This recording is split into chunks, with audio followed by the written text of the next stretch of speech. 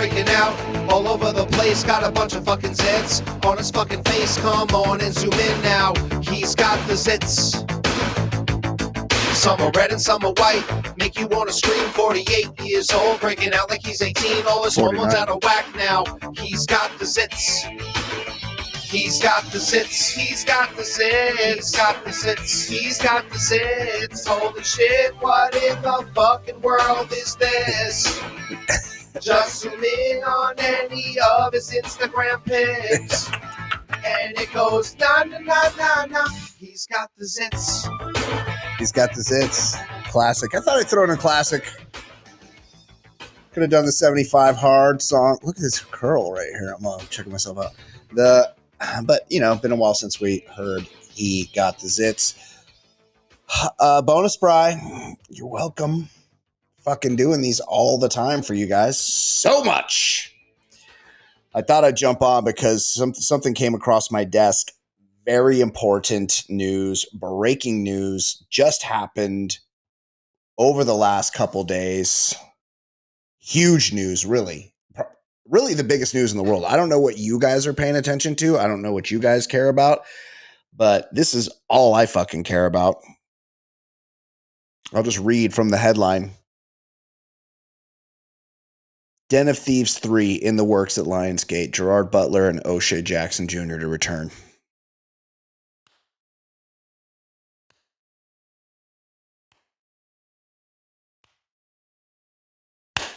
What if I just kept doing that for like 5 minutes? Andy Kaufman style.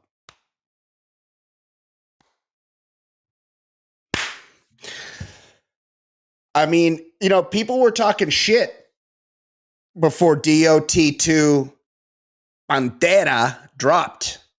People were talking mad shit. Like, oh, this movie's not going to be good. First one sucked. Blah, blah, blah. Putting it out in January when they put out all the shitty movies. Well, bam! Not so fast, because it was a big hit. Lionsgate, Tucker Tooley Entertainment, wow, and G-Base are moving a third film in the Den of Thieves franchise into active development. Den of Thieves 2 Pantera opened in the numero uno spot at the North American box office and has grossed more than $32 million at the domestic box office to date. When was this? Because I think it's over 50 million. This was a couple days ago. The film launched on PVOD on Tuesday. POD, Payable on Death. Do you remember them? They were like from San Diego, and they were like kind of Christian. They were like new metal Christian. They had a huge hit, and I can't remember what it was. And look, I wasn't a fan. I saw him open for Primus one time, and I wasn't a fan then. And then like 3 weeks later, I'm like, wait, isn't that shitty band that I saw open for Primus in San Diego? And now they're like on MTV. POD. What was that song by POD? Look, this is behind a paywall. Anyways, POD band. Look. Yeah, I know I digress during these things. POD. Yeah, Christian. POD is an American. Wait, is this a thing that happened? No.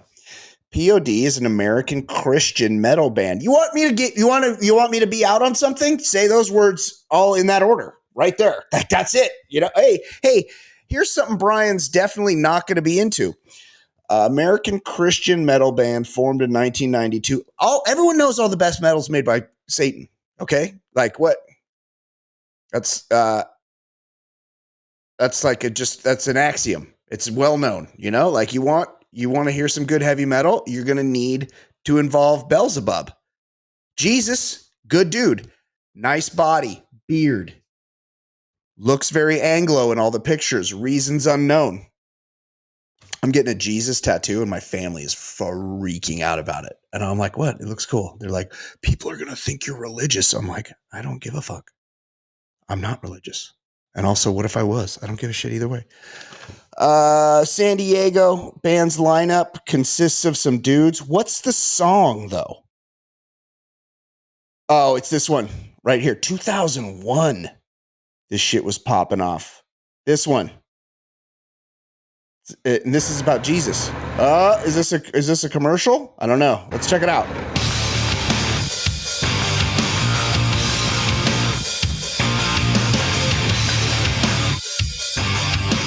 Very of a time. Every day is a new Oh, he's rapping. Why is he rapping? I don't want to hear him rap. So I learned from my mistakes. It's beyond control. Let's just get to the don't bore us. Get to the chorus. Here we go. Very produced. Here it comes. I mean, this is fucking bitch. This song sucks. 236,000. Oh, PODs? You guys are... Wait, which button is it right here? You guys are fucking failing me. Oh my God, they have shows. May 24th. We have a lot of listeners in Texas. Oh my God, indigestion. May 24th. They're playing the Woodlands, the Cynthia Woods Mitchell Pavilion in the Woodlands, Texas, Houston, Texas. Anyway, POD, payable on death. Oh, PV, we're talking about Den of Thieves. Why do you guys get me off track like that? To check out a little early 2000s new metal. If you could pick a genre of music that I'm least into, I would have to say early 2000s new metal. Like now these days there's like mumble rap, but I'm old, like I wouldn't know about that anyway. But like, I was listening to music back then and I was not listening to this shit. It is expected that Gerard Butler will return to star and produce through his G-Bass banner alongside, when I saw G-Bass, I thought for sure that was 50 Cent because 50 Cent's a producer. I figured that was his company. But no, Gerard Butler, G-Bass. Because he forms a nice G-Bass for all the makeup artists and costumers and like all the chicks on the set that get to climb aboard the Jerry train, the G-Bass. They get to bounce on that G-Bass. They're like, hey, play a little of that G-Bass, Jerry. And he does like some Scottish shit. Anyway, guy fucks is my point. Alongside partner Alan Sigel. And Lionsgate is in talks with franchise writer-director Christian Gudegast, change it, to return to write and direct. It is also expected that O'Shea Jackson Jr. will co-star in the third installment. Earlier this month, Jackson Jr. told Variety he was hoping for more Den of Thieves in the near future.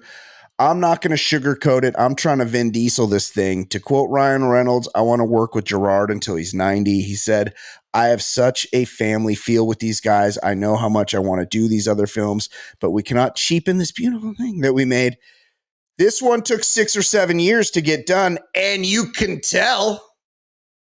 I'll just tell you that much. Like, this is obviously a labor of love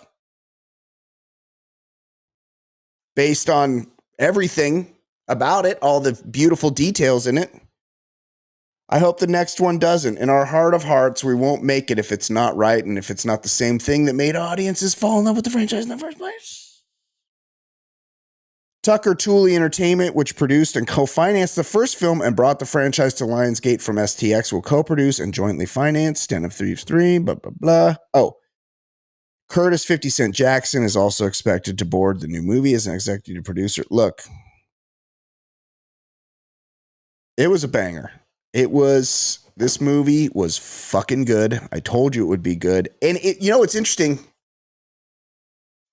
We didn't want to spoil it, but now we're behind a paywall. Okay. So if you don't want to know what happens, I'm not going to give you the details because it's too beautiful. Like I want you to see it, but I'm going to give you some details right now.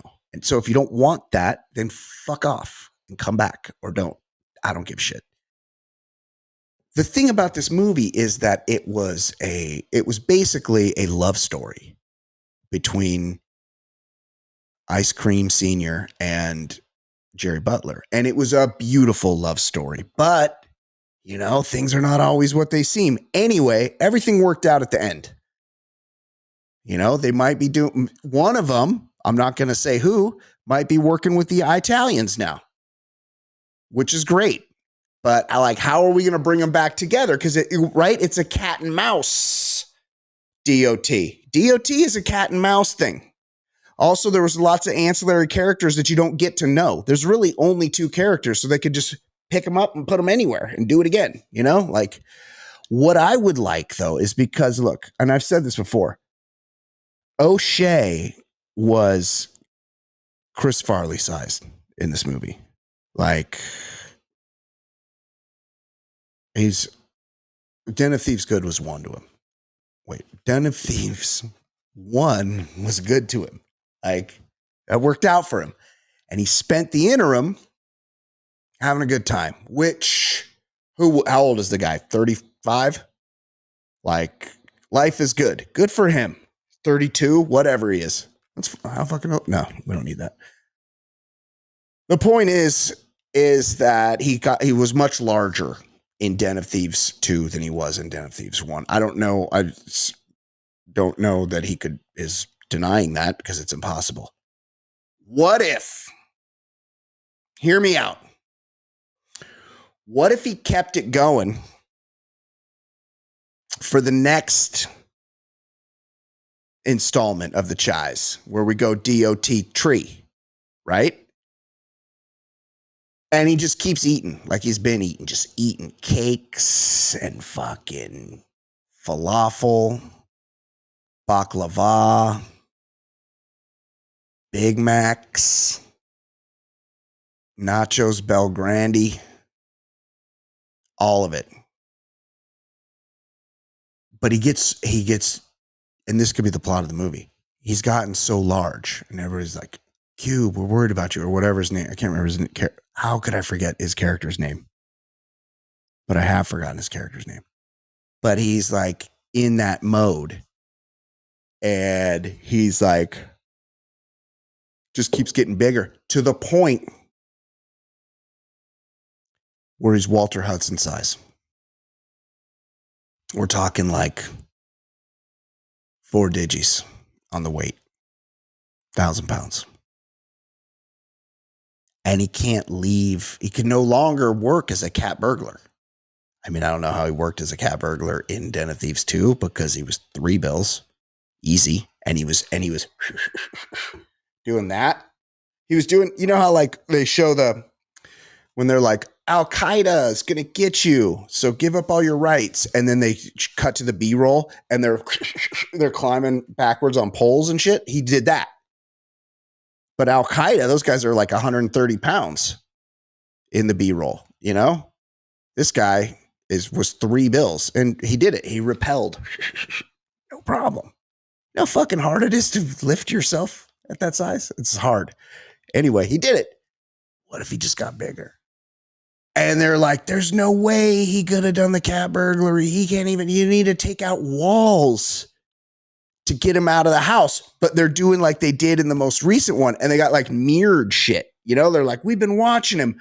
But there's like mirrors deflecting the cameras. And they actually do lift a wall. And then they roll him secretly onto a forklift. And the people watching the cameras are just like, look, his fucking fat ass. Look, he's eating chickens. Like he's just there in the room. And they roll him. They put him on a forklift, put him on a flatbed. And then they go rob the Federal Reserve again or the Louvre or something. Right? Spitballing. Could be fun though. Look, he doesn't appear to be stopping eating anytime soon. So that's a concern, right? You know, we think he's bedridden, but maybe not. Ideas. Anyway, super excited for Den of Thieves 3 to come out and interested in anybody's thoughts on that. If you haven't seen Den of Thieves 2, watch it and let me know what you think about it. 949-464-TBLS. Also, you can email me mailbag at theballerlifestyle.com. Also, so another thing, people are fucking freaking out about this. My guy, true Laker Luka Doncic, newly minted true Laker Luka Doncic Huh? They said it. They said it couldn't be done, and here he is. Luka Doncic got traded for Anthony Davis, which is like people are like freaking out. I don't know. I like to make the joke that I haven't watched a basketball game. I'm the biggest Laker fan in the world. If you classify being the biggest Laker fan in the world as someone who hasn't watched an entire game since they won the NBA championship in 2011. Is that when it was? 2010. So it's been a while. I don't care. But I do know this, and I just learned this because I was getting a tattoo not that long ago, and I was talking to my tattoo guy, Mark, and he was like, yeah, the NBA. And I'm like, I don't really watch. And I go, I know like Oklahoma's good. And he's like, yeah. And he's like, and I go, and I heard Houston's good. He's like, yeah, Houston's good. And I'm like, yeah. And he goes, and Cleveland. And I'm like, what? He's like, Cleveland's like really good. I'm like, really? I do know that's an issue if you're a professional sports league. I know that the NBA is a star-driven league, whatever, and they are. But you don't want your good teams in bad places. Like you want your good teams in good places, like that people want to turn on the TV when they're playing. Ain't nobody turning on the Oklahomas and the Clevelands. Like nobody want to see that. Mm-mm. They want to see Boston, LA, Nueva York, those places. And look, this Luka Doncic he's down there. They went to the finals last year, and they got Kyrie Irving, who's really good. But I think they're not that good this year. I think. I know that. I've heard that. They're not good. So what are they going to do? What's the NBA going to do? Well, they're going to fix it so that one of their premier stars gets to a good place. That's what they're going to do. They're going to say, hey, zip it around, guys. Get the good people to the good place. We need the good people in the good place. And we put the one guy, the ugly guy, in the good place. But then we let some carpetbagger come and dominate that team and just tell him what to do and draft his son and, ruin it. So that's like the second thing they got to fix. But I love that everybody's kind of like up in arms that this Luka Doncic is going to the Lakers. And my prediction is this, because people are saying this is real one-sided. My prediction is this. This benefits Dallas more in the short term, 100%, because Anthony Davis plays defense. And that is what I guess the Dallas guy said. He's like, "Oh, defense wins championships." Nobody wants to watch defense, dude. But they have offense too, because they have Kyrie Irving and some other people. I don't know. I couldn't name one other person on the Dallas Mavericks. I couldn't name two people on every team. I could name two people I could name a few people on the Lakers. But that's just because they're like my local team, and I listen to my buddy's radio show, and all they do all day. Oh, Bronny. That's one. Bronny's on the Lakers, or something. Sometimes, whatever. You guys watch the Bronny highlights? They're great. They're great. Imagine, like, he can't feel good about himself, right? Like, it's cool that his dad buys him shit, right? His dad bought him or told the Lakers to buy him or whatever, put him on the Lakers. But he knows he's not really there for any reason. Like, he doesn't really go out there and think, I'm an NBA player, which would fuck with you because he knows all the other dudes look at him like, you're a bitch.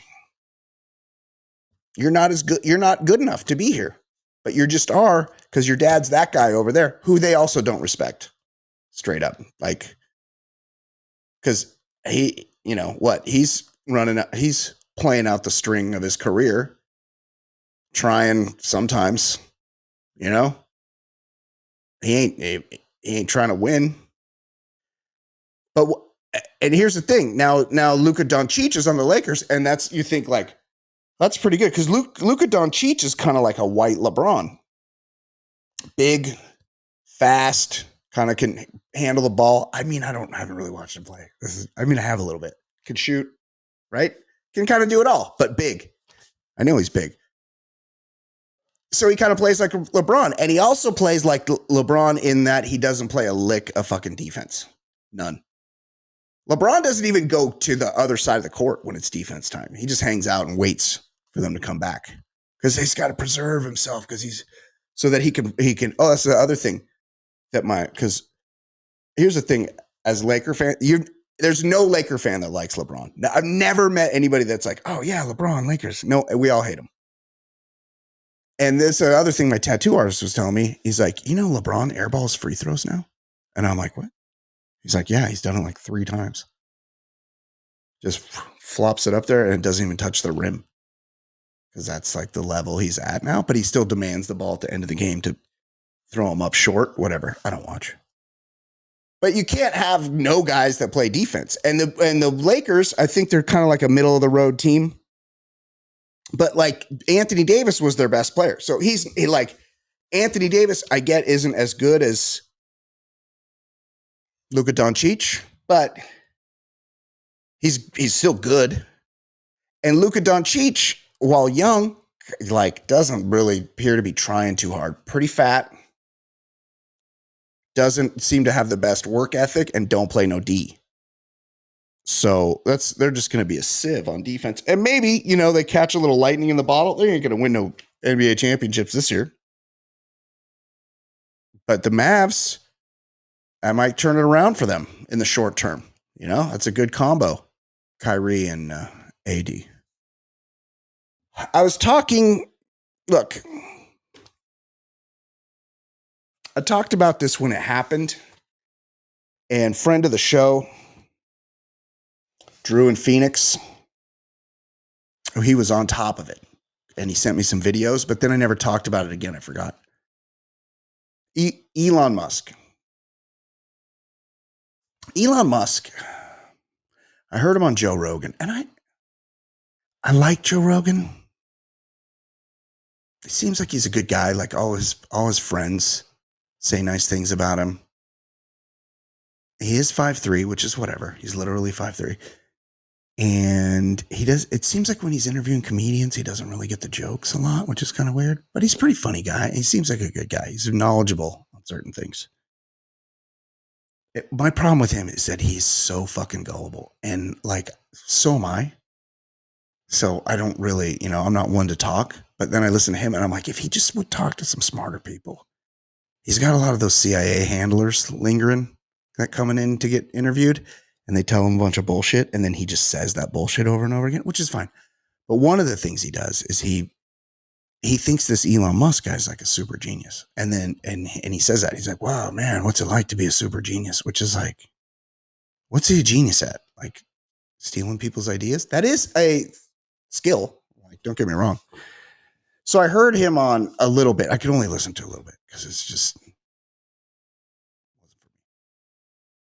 But Elon Musk is going on about how he's the best in the world at some video game, which is like not something you should brag about, by the way.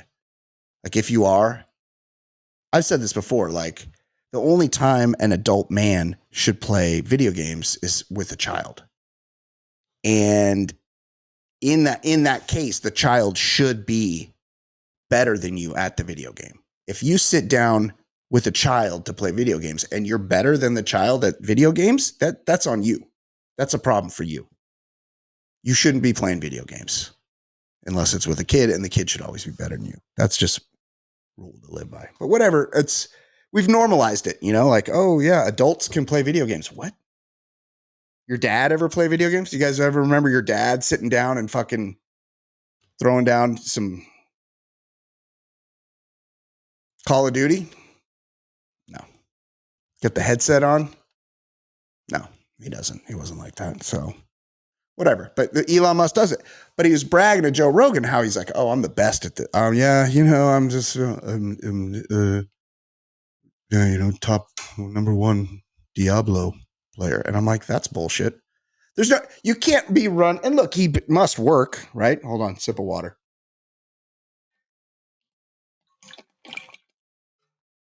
I mean, it's, hoarding money is probably somewhat time consuming. I mean, after a while, it hits a thing where it just keeps making itself more money, but it's like he's got to do other stuff besides play video games. Because the people that are the best in the world, like those, they all have super cool nicknames, and a lot of them are Korean. I think they're like, that's all they do is play video games. Like, to be the best at that, it's the 10,000 hours thing. They've got hundreds of thousands of hours just fucking Call of Duty weapons, and you have to accumulate shit. But I've always said, like, if it's a video game, like how you can never get tickets to a concert because dudes have figured out like how to, well, now the concert people fuck you over. They go, oh, we're sold out. But really, they just keep the tickets so that they can sell them for more on the secondary market. It's the same thing. But there are the scalper thing. They make computer programs that figure out how to buy all the tickets before you can. And I'm like, if a video game is like it's digital. This is how stupid I am. Can't you make a computer program that would make you the best at it? And I still haven't gotten any answers on that. But Elon Musk did that. And I said it right as soon as I heard it. I'm like, he's bullshitting. Like, this is a lie that he's telling. He's telling a lie, and he's lying about being good at video games. Imagine. Imagine. Of all the things to lie about. Like, what's a cool lie? Not being good at video games. Being good at something cool. Like you're like lying about your bench press. Fucking that you could see somebody wanting to do that. Or lying about your conquests. Your sexual conquests. Like, that's not something I would lie about, but people do lie. There is some benefit to that. Lying about how much money you have, right? Your accomplishments. Being good at video games is not an accomplishment. It's just being good at video games. Sorry. And here's the thing. Oh, I remember back in the day, skateboarding. People would be like, how high can you ollie? Some dudes could just like bust out like 2-foot ollies. And I could bust out like a 2-inch ollie, And so that was a thing people would lie about. Right? And so this guy's lying about his video gaming prowess. And of course, all these nerds are on it. Watch. Here's a video. Elon Musk is potentially a fake gamer who hires people to play games for him. Specifically, Path of Exile 2. Oh. Some Path of Exile players have been pointing out. So first of all, Path of Exile? Bro. Like, what is that name? Like, who wants to be associated with that? Oh, hey, what are you good at? Oh, I'm good at Path of Exile. Oh, the original? No, 2. Path of Exile 2. Look, what is it? Seems like Zelda, like questing. Oh, I'm off on a quest. Anyway, he's lied about it. Out that it really looks like Elon doesn't know what he's doing in the stream he did on X. When Elon was playing endgame content, he fumbled extremely basic mechanics, like sorting inventory, managing mana, and picking up loot. I don't know how these things work either, to be fair. I haven't played Path of Exile, but this is what all the pros are saying. They're saying he's goofing it. And yet his character is really high level and has some of the best gear in the game. So it's not just that so what we've learned is, I guess you can't like do it with a bot or something, like computer programs. You can't just like trick it, I guess, because people are looking. But what she just said is you can have like better players sign in under your character and play as you. That is something you can do. And when you're rich, it's like how all these guys get baby blood. They have blood bags, allegedly, where they have younger people's blood. I didn't make that up, but maybe it's not true. I don't know. These like billionaires, they like to get younger people's blood injected into them or something, transfused. So to make them younger or something, they can afford it. Look, my phone. They can afford all this shit. They can do whatever they want because they have all the money. So he can just get the best gamers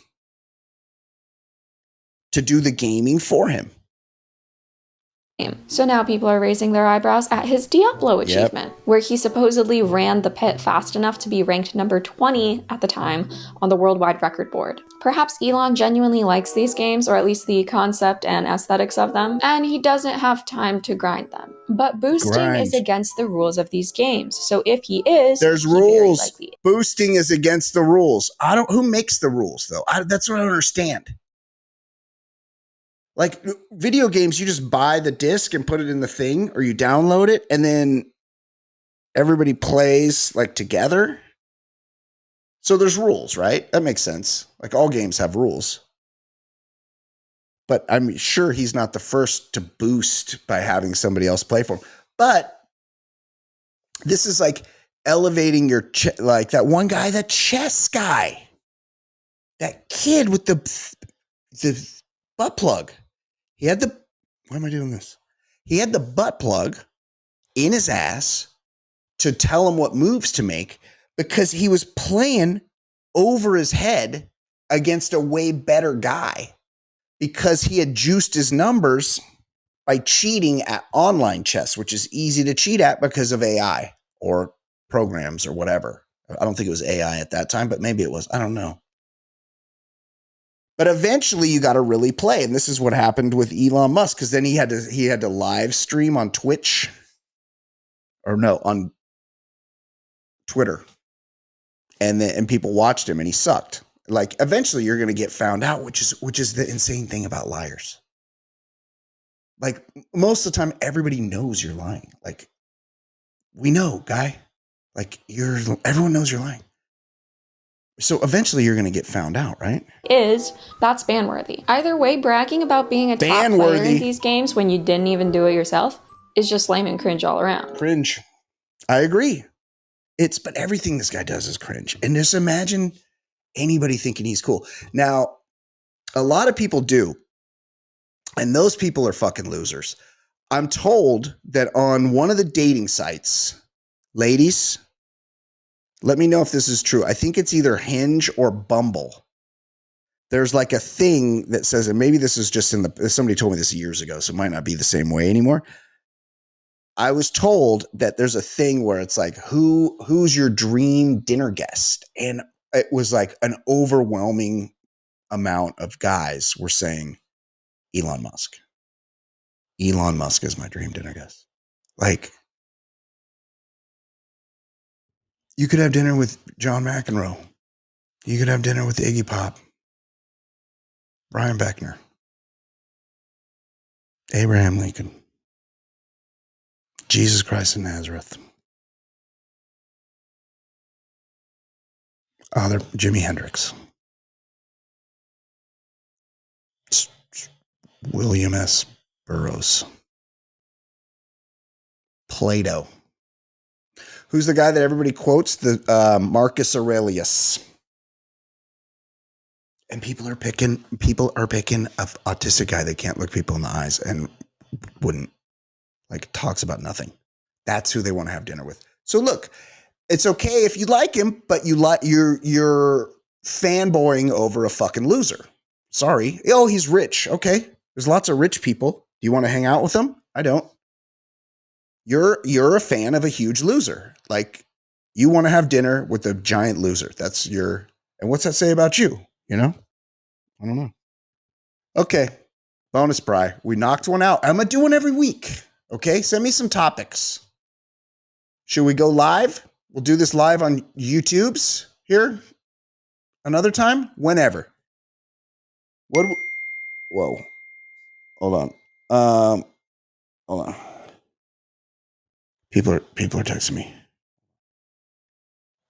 Focus. Yes. Oh, wait, hold on. Look at this. Do not disturb. I forgot to do not disturb today. Okay. Here's the here's what we learned.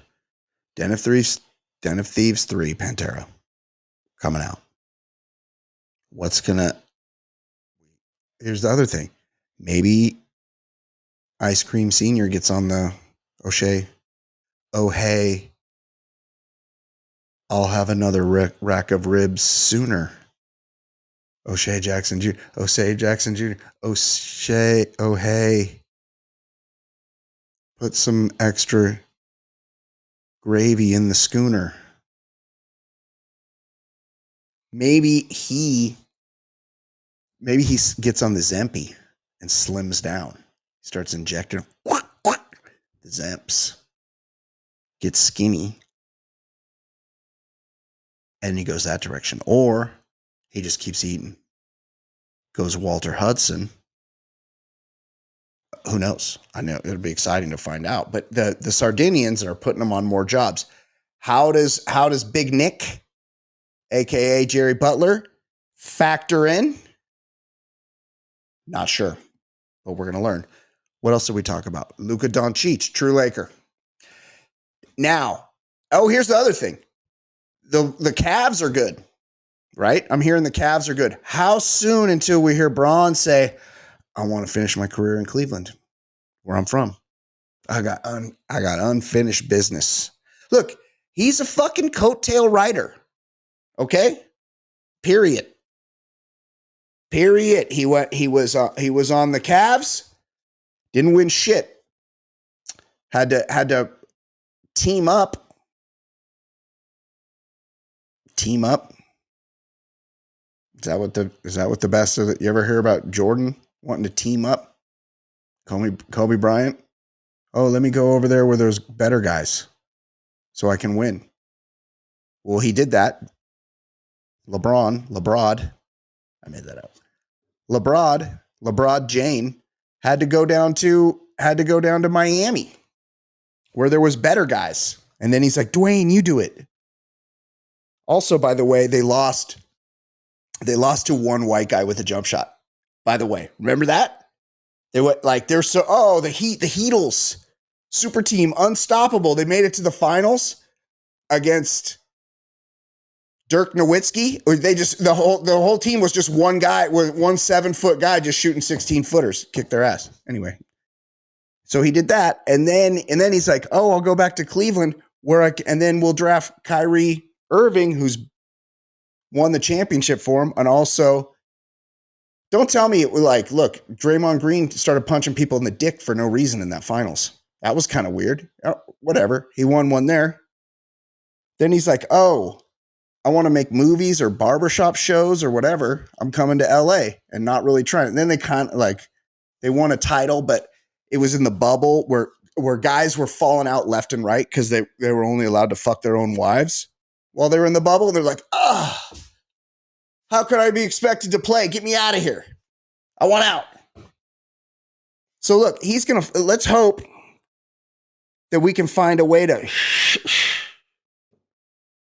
ship him back to the mistake on the lake, because we've had enough. We only got room for true Lakers around here. Luka Doncic. I don't know another player on the team. I was going to say another guy. I was going to say D'Angelo Russell, but I think they traded him. I think he's on Brooklyn now. Another guy. Oh, Austin Reeves. Luka Doncic, Austin Reeves, that new guy. Connect 4. Him. Breaking news. He's white, by the way. Dalton Connect. I don't know. They're like, oh, there's this good guy from Tennessee. And then I was watching like a preseason game at a bar. And I'm like, who's that white guy? And they're like, that's Dalton Connect, right? He's white. Or do I have it backwards? Maybe I thought he was white and he's not. Hold on. Let's hold on a second. Look, this is a sports show. You are so tuned in right now. Dalton Connect. Yeah, white. And people are like, you should have known white. And Dalton. And I'm like, I don't know. He's Tennessee. And he's good. I assumed he was black. Then I saw him white as fuck. Oh, now they're going to trade him. Hold on. Breaking news. Lakers may swap Dalton Connect for Jazz's young stud center following Luka trade. Of course, Utah wants Dalton Connect. I would have needed to read that, and then I would have known he was white. After acquiring Luka Doncic from the Dallas Mavericks on Sunday, the Los Angeles Lakers have a glaring front court issue. By landing a young Utah Jazz stud center, the Lakers could be in decent shape from a low post production. Danny Ainge wants a king's ransom for him. Now might be the time for the Lakers to pay it. The real advantage of landing Walker Kessler, aside from his elite rim protection, is that he's earning peanuts. He is making less than $3 million this season, less than $5 million next season, and his cap hold as a restricted free agent in 2026 would be roughly $14.6 million. I've never heard of this guy, Walter Kessler, Auburn. Okay, well, maybe Dalton. Hey, Walter Kessler, true Laker, truer Laker than LeBron James.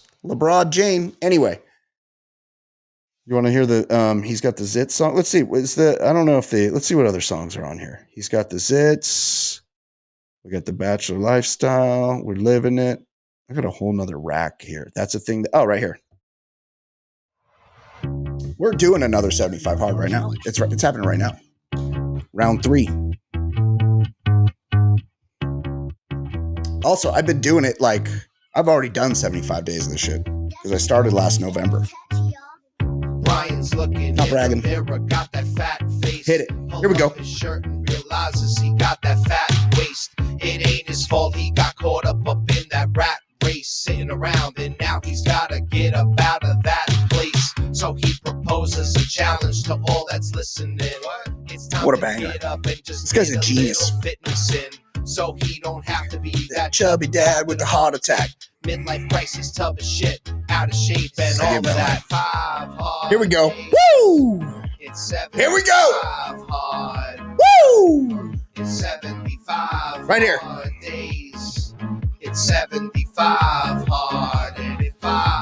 It's 75 hard days. It's 75 hard. Anyway, 75 hard. this has been Bonus Bri from the Ball Lifestyle Podcast. Another new one. With a CPAP machine, his body shaped like a pear. Come and see what I mean. He needs that hard 75 because he's totally inactive. Got dumped by his ex-wife for being so unattractive in a dead-end job too. But man, that's not surprising. Testosterone is low, but that A1C is rising. So What a banger. Okay.